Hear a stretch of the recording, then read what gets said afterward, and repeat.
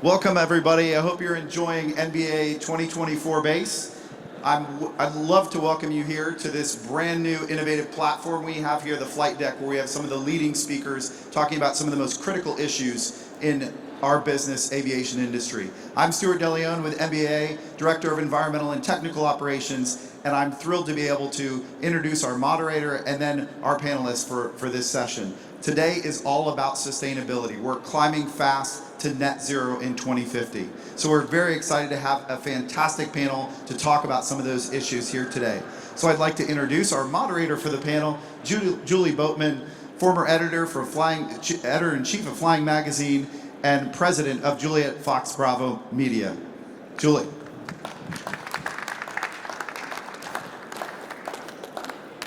Thank you very much.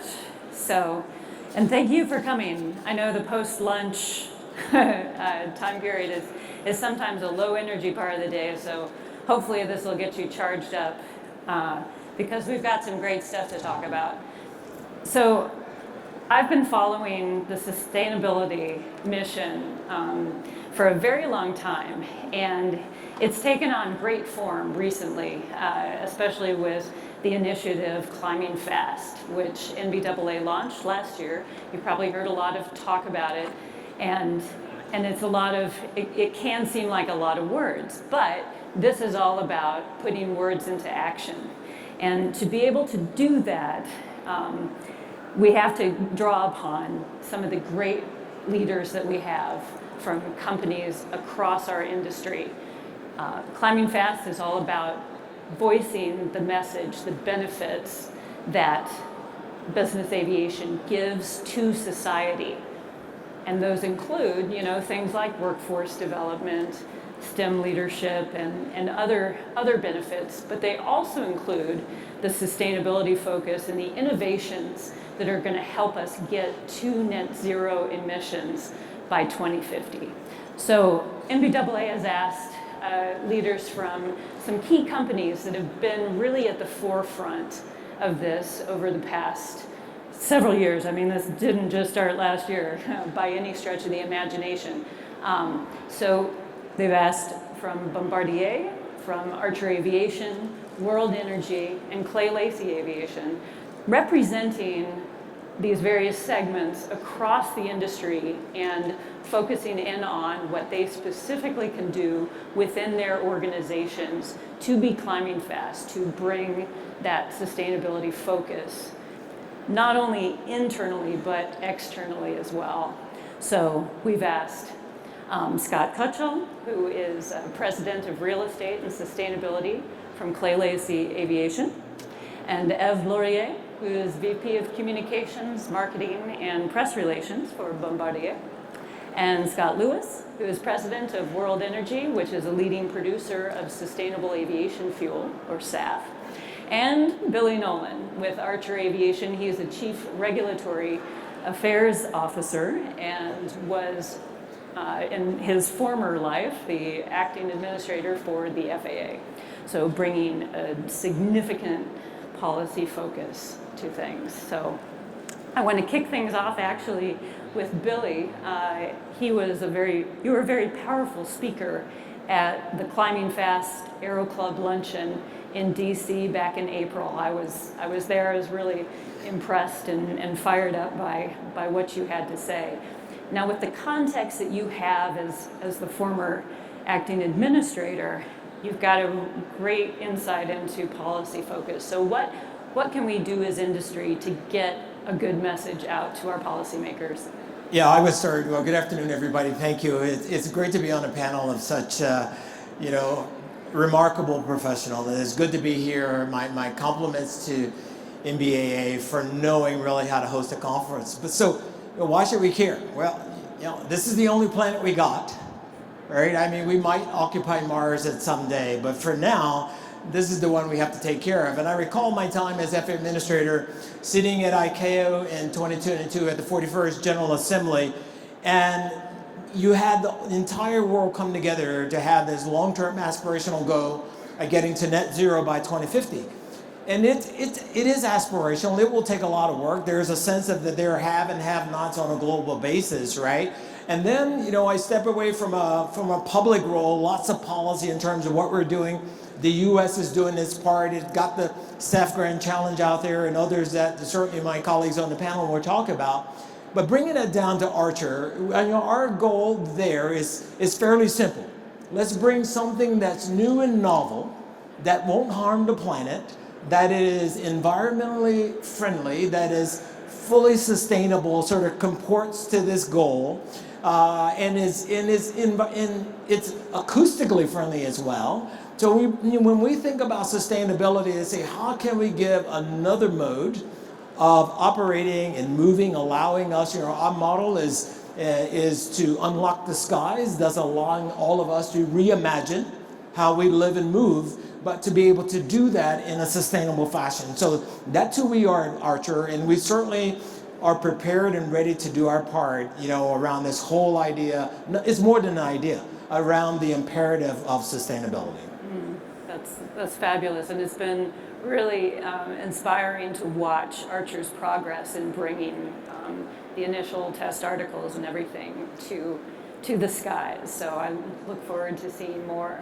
But we also have to fuel the aircraft we have today. And Scott Lewis, you have been at the forefront of bringing sustainable aviation fuel to all of us in the industry that are ready to uptake it.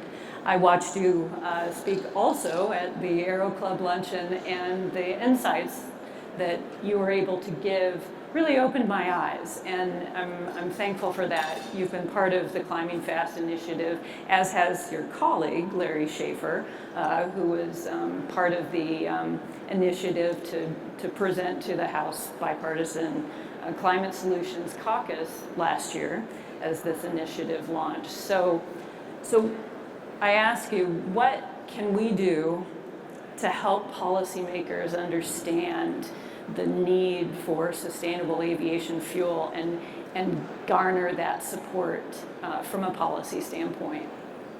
Thank you very much for having me. It's a great question because it really starts at the very top, where the government writ large wants to see carbon mitigation, wants to see different ways to lower the carbon footprint, and aviation is such a big part of that. Not because it's particularly large right now, it's about 2% of global emissions, but because it doesn't have a lot of other ways to mitigate in the short term, particularly for large commercial and large private aviation.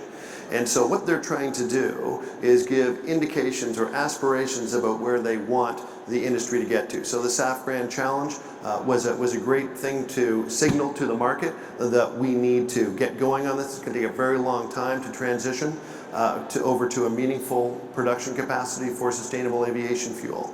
And so there's a number of programs that they are both fitting in to support the SAF Grand Challenge, which is the renewable fuel standard, of which we are an opt-in fuel, which allows us to generate RINs. There's both the blender tax credit that was happening under 40B. It's about to transition to the Inflation Reduction Act 45Z, which is going to give a carbon-based metric to domestic producers in the U.S. That's going to take place on January 1st. So in other words, the lower your carbon intensity, the more of a credit you're going to be able to generate, up to $1.75 per gallon. And so, as well as the states that are doing low carbon fuels, such as in California, Oregon, Washington, where the fuel that you generate, again, the lower the carbon footprint that your product has, the bigger the credit that you're able to generate. We've got relatively new credits that are happening in both Minnesota, and Chicago, which will pay $1.50 per gallon for combustion of sustainable aviation fuel in those jurisdictions. And then you also have the Department of Energy, which is giving low-cost loan guarantees to start this transition happening. We all know that this is about a displacement of petroleum. And so the more sustainable aviation fuel that you can put into general aviation fuel tanks, therefore pushes out some of that petroleum products. The best way to mitigate carbon from petroleum is by leaving it safely sequestered underground. And so that transition is going to take a long time. Overall, last year there's about 107 billion gallons of Jet A that was combusted in the world. And last year in the United States, as an example, we consumed about 55 million gallons of sustainable aviation fuel. So there's a long way to go to make this meaningful. And so the government is signaling to the market that there is going to be a market for this. We need to devote resources to it. And the other side of that equation is industry embracing it for changing out the way that they're willing to fly and the carbon footprint that they're going to generate by operating their business, whether it's through the cargo business, whether it's moving people around, or whether it's because their actual industry is in aviation. It's showing a clear sign for these leaders in the industry to take leadership in carbon mitigation. And so it really is an effort that goes across the entire spectrum in order to get there. But it starts with the government saying that's what we've got to do, and shows a level of engagement and an ability to offset the costs so that in the end market we can make it as low as possible to make this transition happen through using government funds.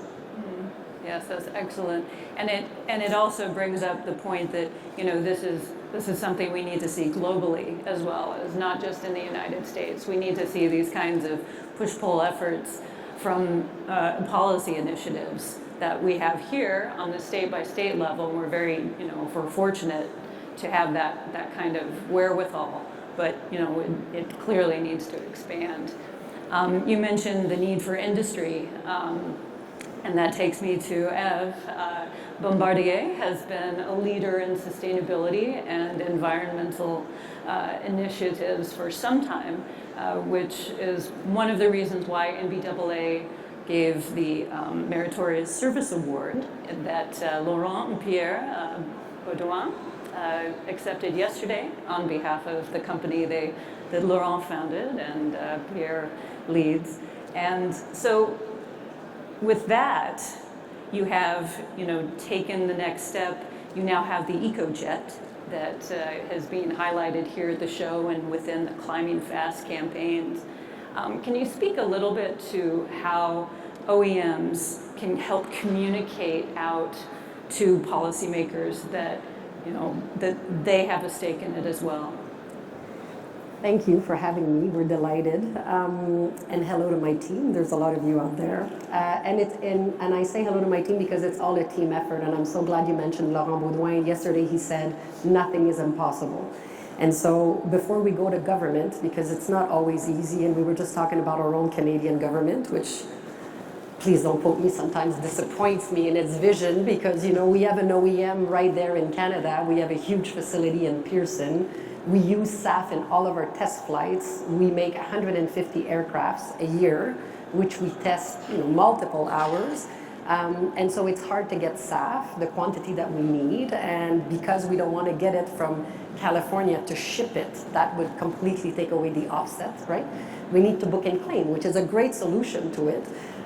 So that is what we do. So you need to get actions done before you go to the government. You need your employee base to applaud your efforts and to really take that in. The population around you, all your stakeholders need to celebrate your wins.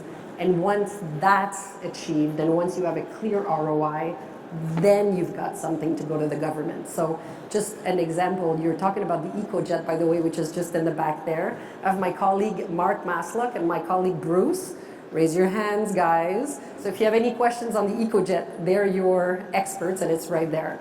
But recently we did a new facility in Pearson. So we had an older facility in Pearson. It was 1 million square feet.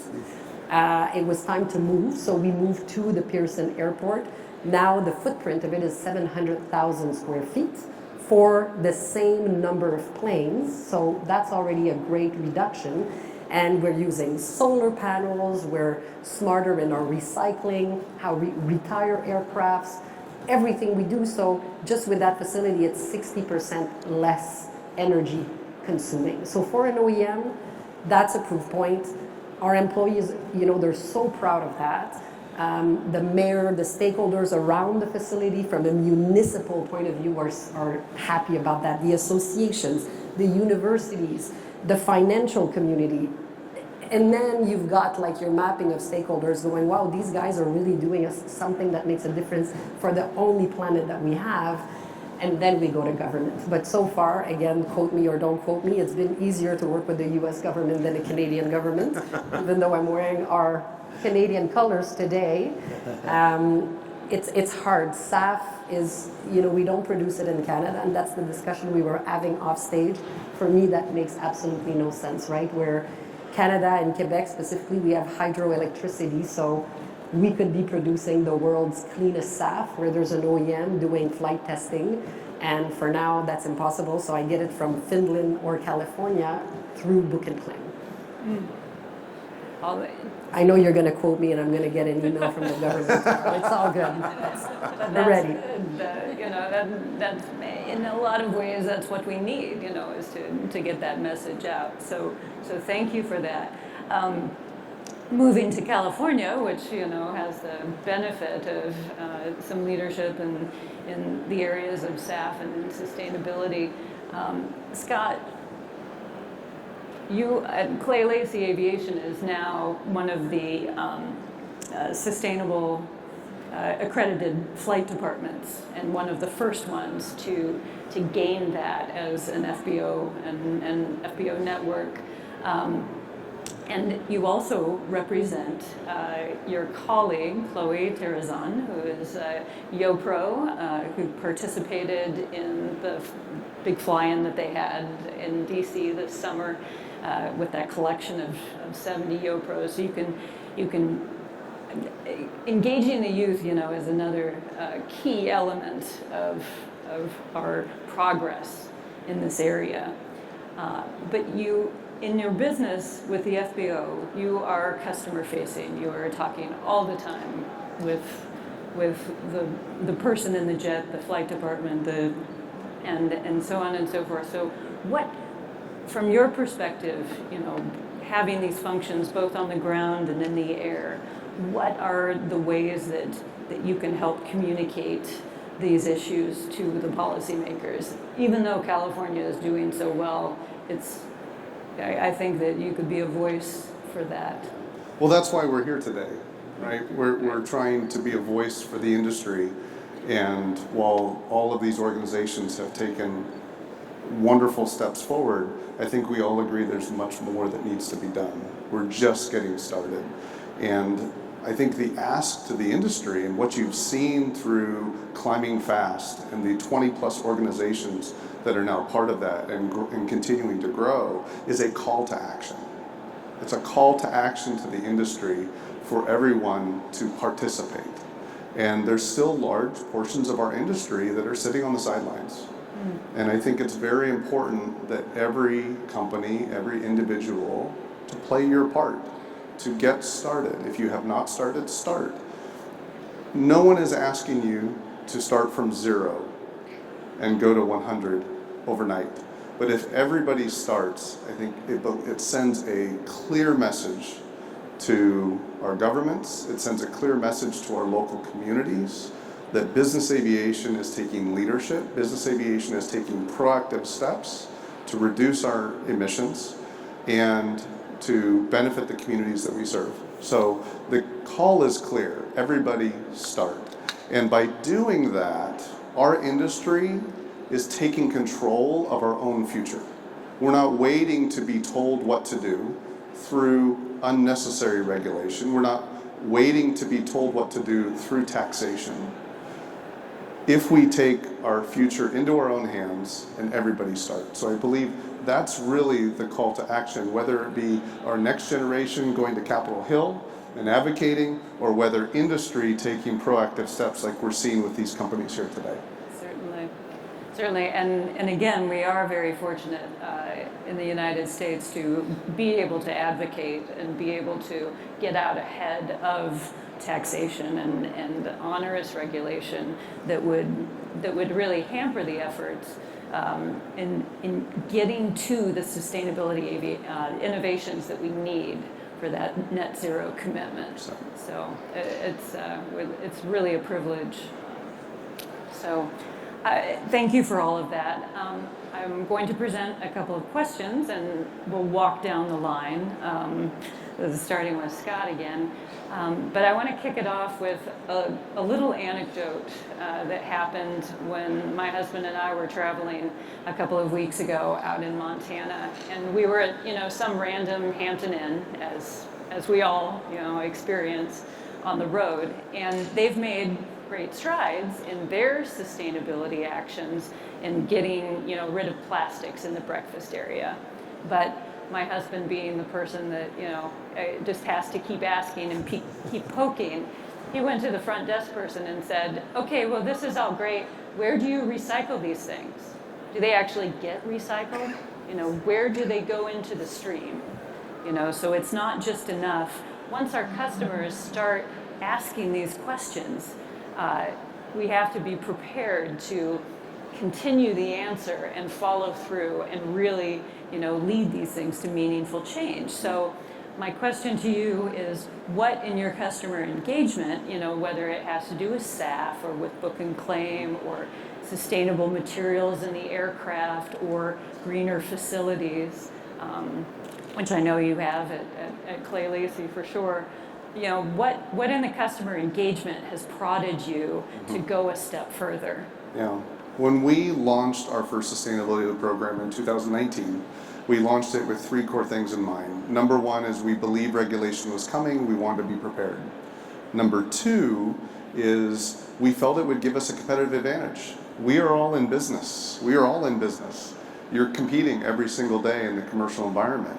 So if you can do something to get ahead of your competitors, that's a good thing. That's being sustainable economically for your company, for your employees, and all the families that they support. The third reason was doing the right thing, because we do believe it's the right thing to do. And so 5 years ago, when we started, very little questions. And as we've gone through this journey, we are starting to get more and more questions from customers. When we participate in RFPs for our charter activity, for our aircraft management services, for our FBO services, we're starting to see questions. We are seeing, it started as one question: do you have a sustainability program? Yes or no? Now it's like 9 questions. Do you have a sustainability program? What are its targets? What have you achieved recently? Here's the big one: what are you doing that will help me as our customer operate more sustainably and reduce our emissions? So you can see a progression from our customer standpoint in their growth and their sustainability journey as well. And it's nice to know that what we are doing is providing solutions, and we're a little bit ahead of them to be able to do that. The other thing I will say, because you bring up Chloe and our trip to the Hill, is on the social side, we are seeing this more and more in the next generation of professionals that are coming into the company. When we, on our post-hire interviews, what attracted you to Clay Lacy? And we're starting to hear, you have a sustainability program, you have goals, you're taking action, you're taking leadership. So there's a number of fronts. When you talk about customers, yes, we have our customers with the airplanes, but our employees are customers in many cases as well. That's a great point. Ev, would like to follow on?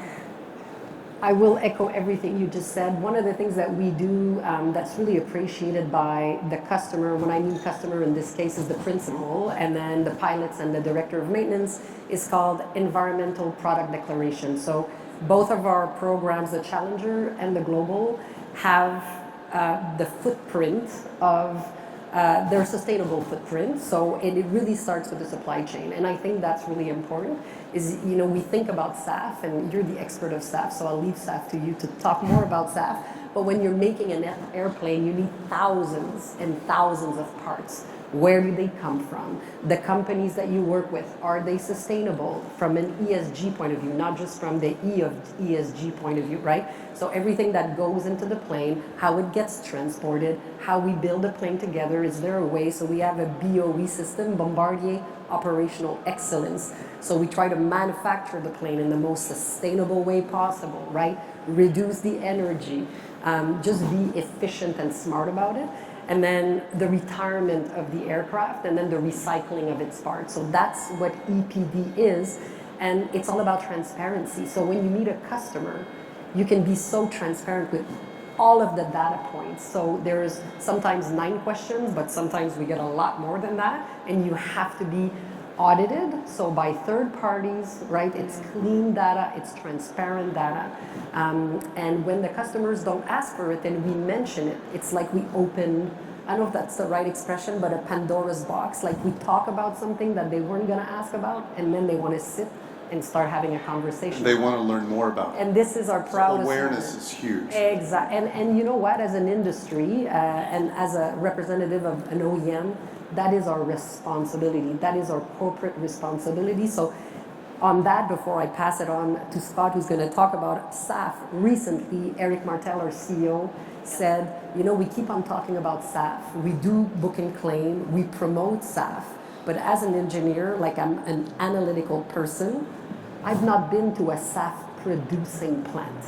Let's go to California. So we took the plane using SAF, and then we went to World Energy, and we spent 48 hours touring, talking to your technicians and your analysts and all of your team to really go back to Montreal and like be amazed by what we had learned and to be able to promote SAF in the smartest way possible. So I encourage that kind of leadership of the OEMs to, just because we're front lines. You know, we need the DOMs, we need the engineers, we need the pilots, we need the principals around the world. So we have to be as educated as possible. And that's why I like Climbing Fast, because an advocacy platform like Climbing Fast is everywhere we go in the world. If we don't know the answer, we should say, I don't know the answer to that, but I invite you to visit Climbing Fast because it's all there. Mm-hmm. And we send people to the right information. You're going back to transparency. Yeah. And sometimes transparency is, I don't know, let me find out. And that builds such credibility in the system. Yeah. I don't know about SAF, this is why he's here. Yeah. So, Scott, over to you. Well, I think what we're hearing is the recipe for how the most successful companies, the most profitable companies, which tend to be the ones that are associated, frankly, with aviation. They use it either to ship their goods, but they certainly use it to fly their people on, or they're actually in the industry itself. Knowing what your carbon footprint is going to become more and more critical. You're going to have to show people that you know where you're starting from. You need to be able to track every segment, and that sustainability plan is a key factor that we hear from all of our customers. They're the ones that are moving that way, and they want to see how they can bring it down. We have a customer, one of the largest companies on the planet, and they are very vocal about their desire to mitigate every gram of carbon that they've ever emitted since they started, some almost 40 years ago now. And when we were in a meeting a few weeks ago, and I said, how is it going? The fellow was in charge of their logistics worldwide. And he said, it's been remarkable because it's given us a different lens to evaluate how effective we are at moving products around. The success has been huge, and now because of the changes we've made to be more efficient, we're actually saving more money than we're spending as a result of this new lens. And I think that it's giving companies across the globe a position of leadership that as they are successful in doing this, that their competitors are having to say, well, wait a minute, why aren't we doing more of that? Why are they able to publicize that? Why are they the good steward in our sector, and why aren't we? And so that's a lot of why companies do things. Some do it out of just pure leadership. Others do it out of saying, well, now I know I better get going and make sure that I'm better than they are. That's part of what the competition is. If you knew, like when you go to the grocery store and you picked up whether it's a drink or a packaged food, you would be able to look at and see the calories that you've got on it. And if you could and started to pay attention to every gram of carbon that you're emitting to go about your business, you're going to start tracking at it. It's going to filter differently. The way you think is going to be different. And I think it starts at the highest level, and it's changing around the status of these companies based on who can be successful in business and be able to mitigate carbon at the same time. It's not an either or. And so sustainable aviation fuel fits into that because frankly it's critical to aviation because of the length of time to get it right with a new technology on a mass scale.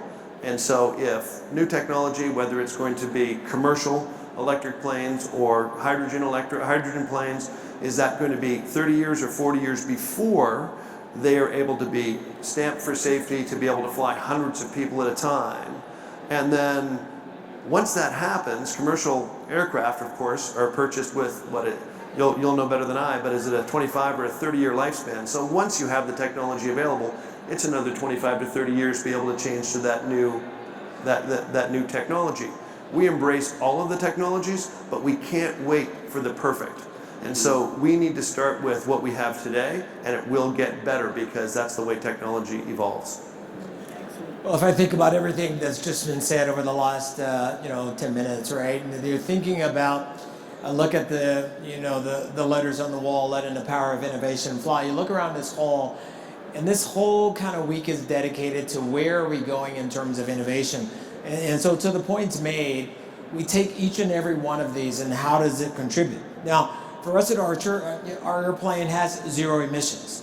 But that's just the airplane itself, right? We think of what are the ways we can reuse our batteries when it's at the end of its useful life for powering our aircraft, right? There are still other uses to have. So when we think about, I tend to think of sustainability in a very holistic fashion. One of the companies I've worked for in the past, a part of what was discussed at the highest level is to ask the question, so what constitutes our social license to operate? First and foremost, it has to be quality and safety, right? But more and more, and certainly, the focus of this panel is becoming more about sustainability as well. And that is the right trajectory, that's the right path to be on, right? To say, yes, we take safety as a given, as it must be. We take quality as a given, as it must be, right? We are now getting to the point that that's where we're focusing our energy in terms of moving sustainability in the same fashion that it is an equal partner in terms of our social responsibility, right? And our social license to operate that says, what does our product, that we make, represent? It was great listening to the Bombardier team yesterday. I came away feeling, wow, it's very passionate about what's happening here. I look across the work that Lacy is doing, everything you're doing there, right? These are exciting times. Mm-hmm. And these are exciting times. It's easy to get excited. I know I left the ICAO General Assembly in 2022 feeling really excited and empowered. But then you realize around the world there are places that may or may not have the resources and the wherewithal to make this happen. So it becomes a matter are we all in on this together? We have to be, right? There are haves and have-not. I'm headed to New Zealand here in a few weeks to talk about exactly this subject again and where do we go in terms of sustainability. So it's an important point, but it is really about coming together. It's been great, for example, to see the U.S. government approach, right, with the Grand Theft Challenge that's already been talking about.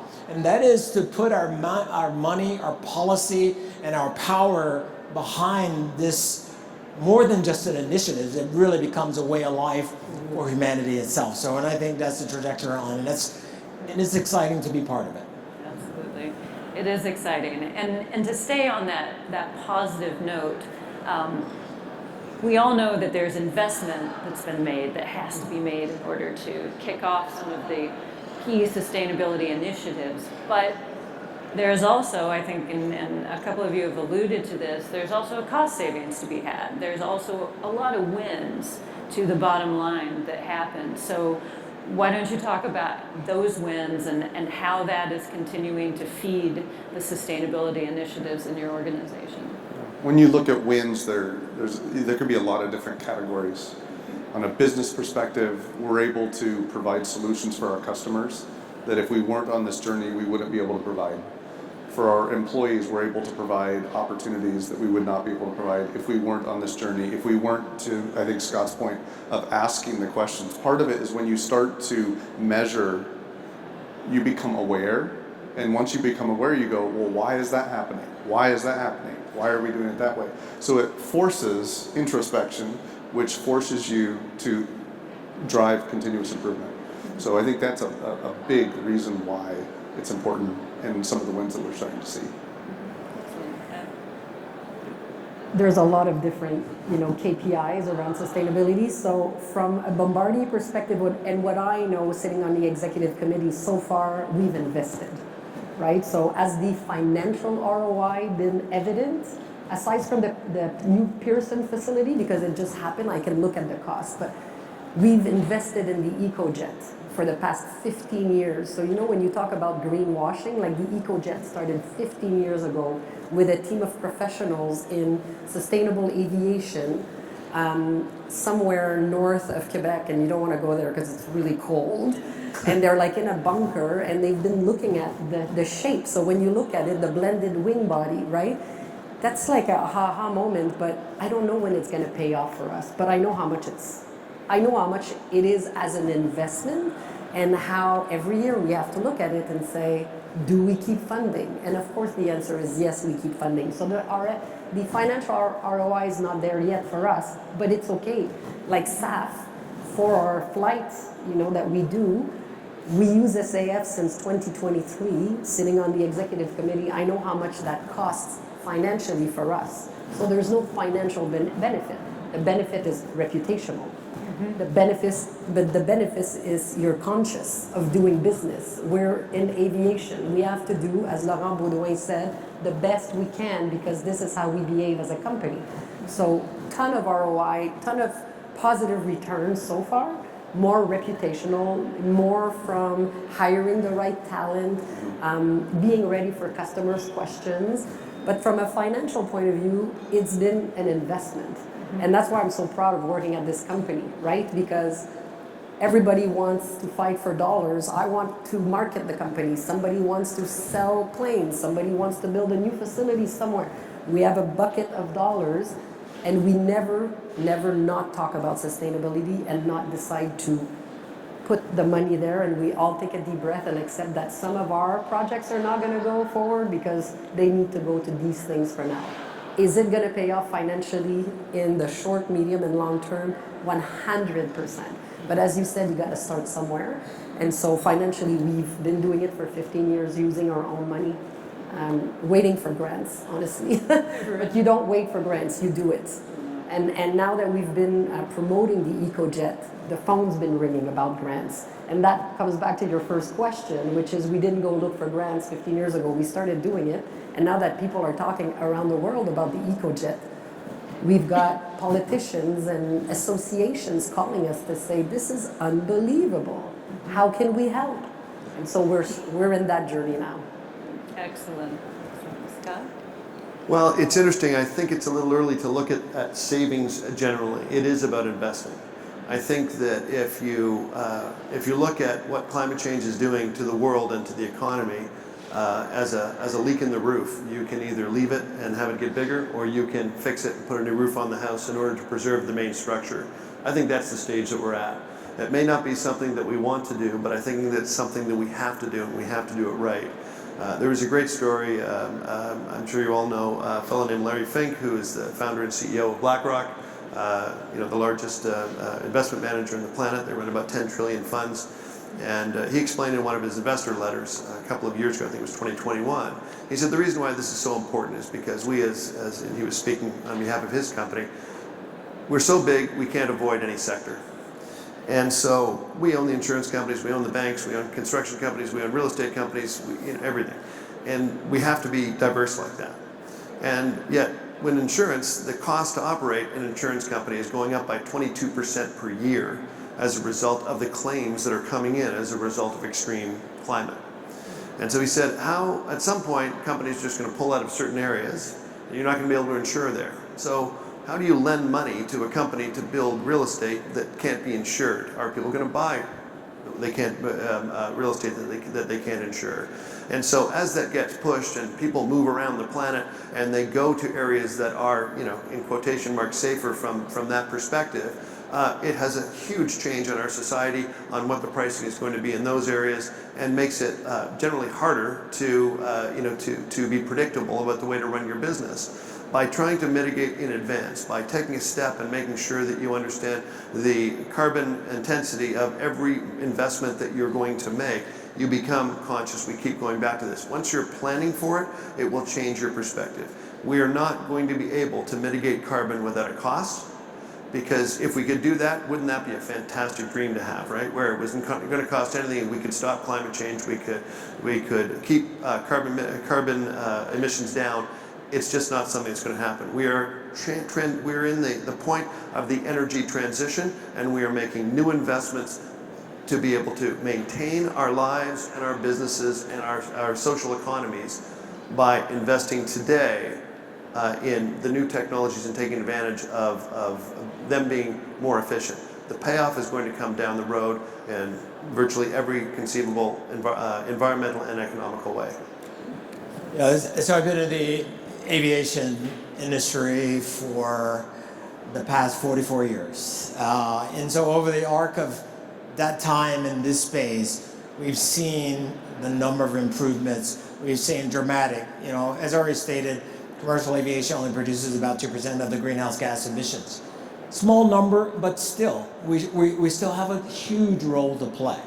And given the outside visible presence that we occupy. Now, I'm proud to be part of a company that is indeed bringing a zero emissions, but that's only part of it. I also sit on the public board of another company, and part of that, in thinking to your question about what the metrics look like, right? So when we dig into ESG and say, what does it mean? Is that just another sort of holding slide in your corporate deck, or is it really a statement of not only your intent, but your actions as well, right? And that's, I think, what we're seeing. And the more we have these kinds of conversation, not just here, but around the world. And when you travel and you recognize that we want to do, and to the point, it requires investment. It requires action. It requires conscientiously thinking about, right, the impact of actions, whether one thinks of it in this way or not, right? And so those are the things that we are doing, that we continue to do, and to watch. The thing that I have taken to heart mostly is the amount of innovation that we've seen. Mm-hmm. So, being part of the whole idea around CLIMBING.FAST is we're doing that. There is a sense of urgency there. Mm-hmm. Governments around the world acknowledge that there's a sense of urgency there. We acknowledge that while we have a sense of urgency, there are some inequities in play as well. So the ability to address it all, it's hard not to feel like we're boiling the ocean at times, but at the same, okay, so we go out and boil the ocean. We take as much of it as we can, but it is indeed, I think, this having a very proactive way. I believe that, what you can't measure, you can improve. So we do have to continue to look for ways to say, what are the solid metrics, the solid KPIs? I did first say I don't have all the answers, but to the extent leadership has to think about that, and especially, in the aviation sector, that we're doing everything and we're figuring out what comes next and how do we just continually get better at that. So that's sort of the optimistic realist side of me comes out, and it's certainly, I don't intend, while I'm a very positive person, I try not to fall into the Pollyanna side of things and say, you got to go figure out how to make it happen. And Julie, if I can just add, because what you just said is so good, and you are optimistic, and I think we have to be optimistic because we have to push something so far, but if I'm being critical, there's one word we haven't mentioned, and it's collaboration. Yeah. So to be critical for 1 second, if we're gonna boil the ocean because we have to, like NBAA CLIMBING.FAST is amazing, but Europeans, right, what we do can be American-centric or European-centric or anywhere-centric. It has to be international. There's only one planet. So associations still tend to look at it from a very local point of view, and we don't have time for that, right? So we need to collaborate. That's number one. Competitors. Every industry is competitive. I've only been in this industry for 4 years. This is one of the most competitive, right? We're selling private jets. There's only 4 OEMs. We need to talk more, collaborate more on this issue. And I understand this is not in this industry a habitual thing. So I think it's 2 years. We did it at eBase, and we had the 4 CEOs of the 4 OEMs on the panel, and everybody agreed to it because the talk was sustainability. So we gotta keep on pushing transparency, but at the same time, we have to act together. And there's no more time for limits and swim lanes and any of that. It's about collaboration because we need to boil the ocean. I agree. Yeah, that's 100% the case, and leads to the last question that I present to you, and that is, we're on a timeline, and the clock is ticking. You know, we're going to blink our eyes, and it's going to be 2050. So what are the roadblocks? What things need to happen in order to make that net zero goal? As I mentioned earlier, there's a lot of people sitting on the sidelines saying, is this real? Is this an agenda? There's a lot of words being thrown around. And I go back to what I said earlier. It takes leadership. It takes innovation to drive change. No one ever changed anything by sitting at home doing the same thing over and over and over again.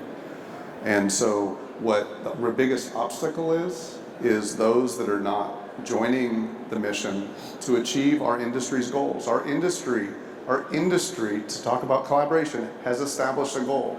What is everyone doing to be a part of achieving that goal and controlling our own future?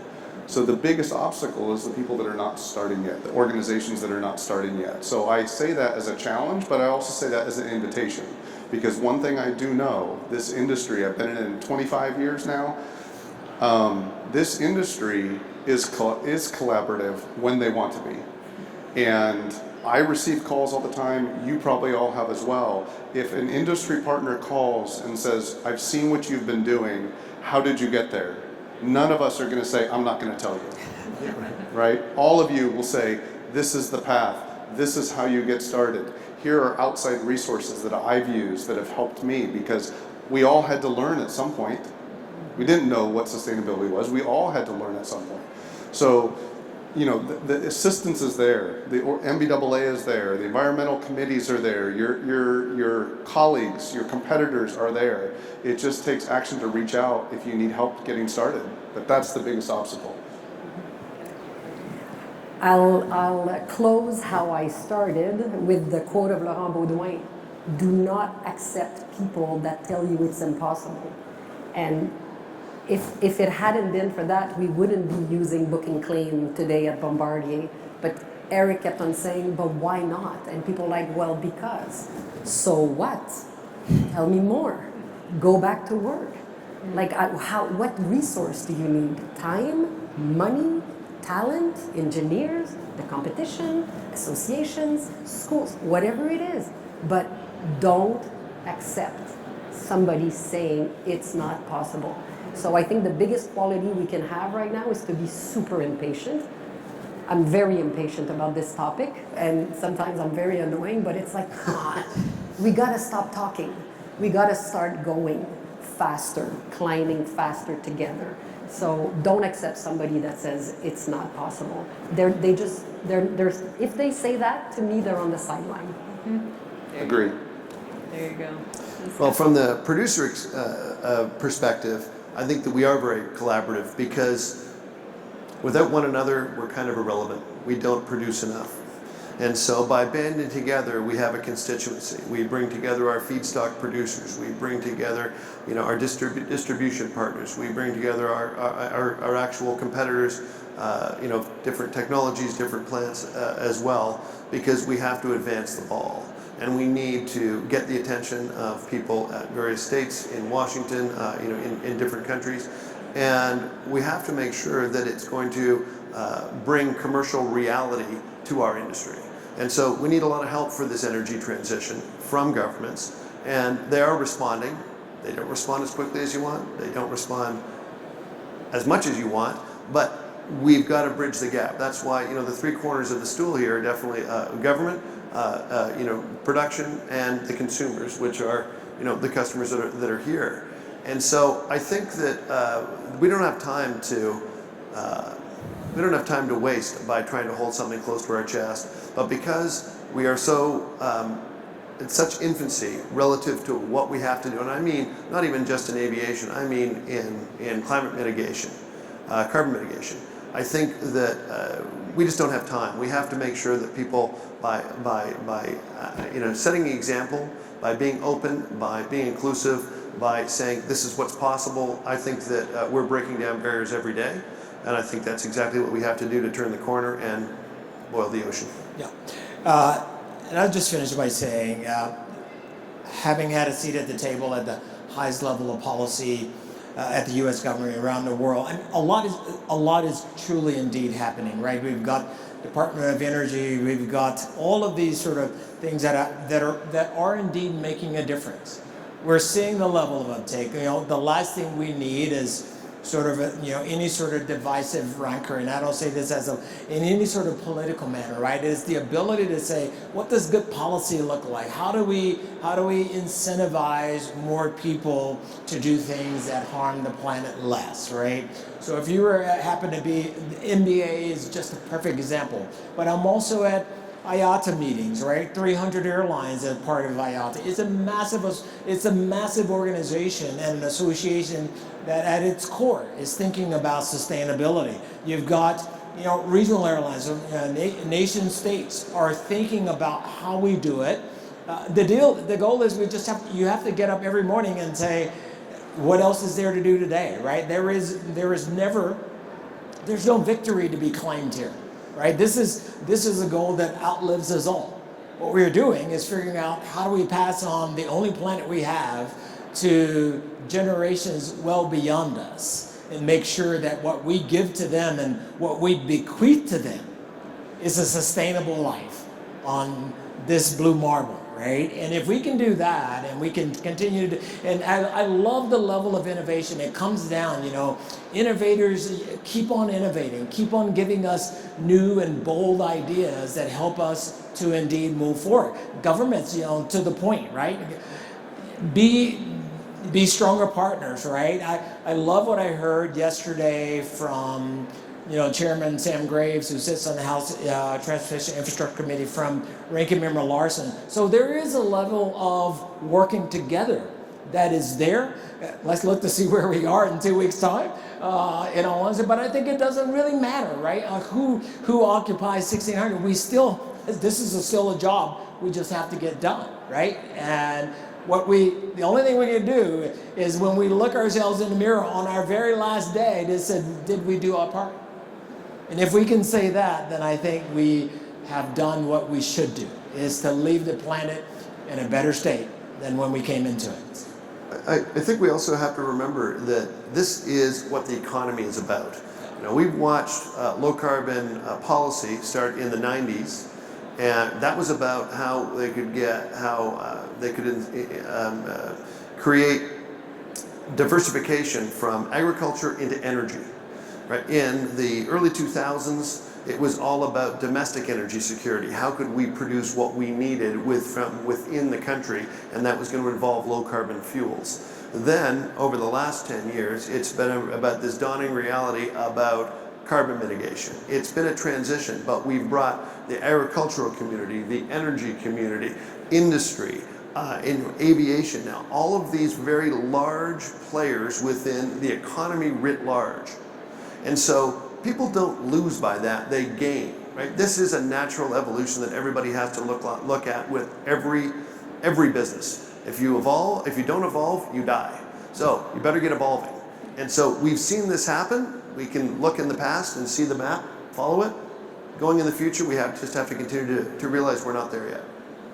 Absolutely. Well, wonderful stuff. The flight deck is meant to be interactive, so I would like to take our last 5 minutes and offer up the microphone to anyone in the audience who would like to pose a question to anyone on the panel. Here we go. Yes. She'll have the microphone for you. Hello. My name is Desiree Molnar. I'm an inventor. Question. So, obviously the 8,000-pound gorilla is that these jets burn a lot of fuel, and the outsized amount of of fuel that's being used by a very small group of people. The good things that aviation does is aviation is lightweight. It is sustainable in that you can. It's very common to for people to be flying 50, 60-year-old aircraft. They don't just throw them away; they pass them down through the generations, and they're aerodynamic. So, as you say, it's 2% of it. But what is anybody in the aviation world doing to influence the places that do use more fuel, that are not efficient, that are building equipment that just gets used and parts don't get replaced, they get thrown away? Is there any collaboration happening through industry to take the things that aviation's actually good at and influencing the really crap industries? Yeah, That's great. Yeah, two great. We've got a big OEM right now. I would just say, on operationally, absolutely. The point is, if you're flying something and it's costing you more money, that you're going to find ways to make that more efficient. So there are folks out there in the doing STCs, doing modifications that have improved the efficiency. How to avoid? You've got I sit on the board of an MRO that takes, that services engines, and they're back into service. So you look around this hall, and there are absolutely a lot of folks committed exactly to the premise that you expressed, which is, how do we make this more sustainable? It's reusable. It is not end of a life cycle, and it's done. I flew on airplanes before that had been in service 30, 40 years, some are 50 years, right? But over the arc of that time, improvements, efficiency gains have been made, right? And we're in an even more remarkable time. So while much remains to be done, there is work to be done. IATA has been very, very big in this space. NBAA is also very big in this space. You look at this one, you look at eBay, you look at other conferences around the world, all sort of doing the same sort of things that you're describing. And I think entire new industries will emerge because of what aviation is doing. Archer's building all-electric aircraft. At some point, those batteries need to be exchanged out, because an aircraft over time, you can't reduce the range more and more and more. At some point, you need to put in fresh batteries. There will be an entire downstream economy that will develop, and businesses that will develop about reusing those batteries. We operate fixed-based operators. We fuel airplanes. Electricity is going to be a new type of fuel. We have ground power units that they don't fly. They can operate on 80% capacity. So when Archer's done with their batteries, perhaps those batteries end up in my GPUs at my FBO. I use them from an 80% capacity to when they get to 50, and then they go somewhere else. So I believe entire industries will be born out of what aviation is doing and the leadership that aviation is taking today. And I like the expression somebody said, don't hold the card next to the chest. Is that right? So It's an American term. It's an American term? We're pretty we good use at it in Canada because we got a big Well, border I've heard together. how much you like America now, so it's wonderful. But my point is, when I visited the EcoJet for the first time, we had to have so many security clearances. It was like, I felt like I was in a James Bond movie. And then I looked at the engineers when I saw this thing for the first time, and I'm like, yeah, we got to do a TED Talk. They were like, what are you talking about? You're not even allowed to take pictures of this thing, right? And then 2 years later, we're talking about how we got there, what we learned, the journey, and we're testing a lot of new technology that's the sustainable technology, and we're making those results quite openly accessible, because we want other people to dive into this with us. So there's a tendency in any industry to hold the cards next to the chest, but I think when it comes to sustainability, we are really showing the cards, and we're collaborating. We're taking it to the universities and saying, do case studies, speak to our engineers, dig in, come in to show us your technology, test it on our platforms. And you said it, like smaller aircrafts, easier to test technologies, right? So I think to be back to being optimistic, from a sustainability point of view, I feel like the cards are getting put more transparently on the table for greater collaboration. There you go, I'm back to being positive. And collaborative. And I love it. I love I'm it. Canadian. I love it. I love it. So, well, the clock has ticked down to the end of our time, but our panelists will be here for the next few minutes afterwards if you have any one-on-one questions that you'd like to ask. But I will leave you with a call to action for yourselves, to walk away with at least one action that you can take. And if you need more ideas, you can go to CLIMBING.FAST.com and you can take a look at all of the different things that the industry partners to NBAA have been achieving over the initiatives past year. So thank you very much. You've been a wonderful, wonderful group, wonderful audience. Really? Thank you.